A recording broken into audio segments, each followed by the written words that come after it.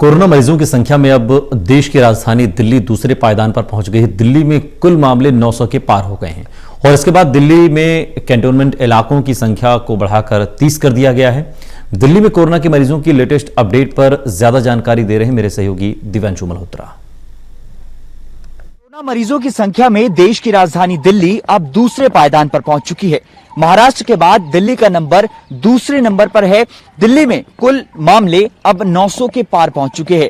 आपको बताना चाहूंगा कि कल 183 नए मामले सामने आए, जिसमें 154 केवल और केवल मरकज के जमाती थे, जिसके बाद दिल्ली में जो कंटेन इलाके हैं उनकी संख्या को बढ़ाकर 30 कर दिया गया है।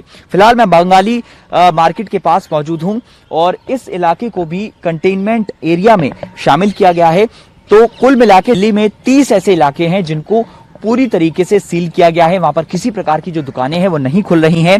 हालांकि ये संख्या पहले 20 थी, उसके बाद 25 की गई और अब लेटेस्ट जो अपडेट सामने आया है दिल्ली सरकार की तरफ से वो ये है कि 30 इलाके हैं दिल्ली के जो पूरी तरीके से सील कर दिए गए हैं। हालांकि बंगाली मार्केट की बात करें तो यहां पर भी दिल्ली पुलिस ने 3 कोरोना पॉजिटिव जो मरीज हैं उनको जो है हिरासत में लिया था। उसके बाद उनको अस्पताल में भर्ती कराया और इसके साथ साथ बंगाली मार्केट के एक बंगाली पेस्ट्री जो शॉप है उस पर भी मुकदमा दर्ज किया गया। दरअसल दिल्ली पुलिस ने वहां पर पाया कि वहां पर जो कारीगर काम कर रहे थे वो अनहाइजीन कंडीशन में कर रहे थे, जिसके बाद उस बंगाली पेस्ट्री शॉप के खिलाफ भी मुकदमा दर्ज किया गया है। हालांकि दिल्ली में जो 183 नए मामले सामने आए हैं उनमें से 154 जो हैं वो केवल और केवल मरकज में शामिल लोगों के हैं, जिन लोगों को क्वारंटाइन और आइसोलेशन में भर्ती कराया गया था। वहां पर लोगों की जिस तरीके से रिपोर्ट सामने आ रही है वो पॉजिटिव सामने आ रही है।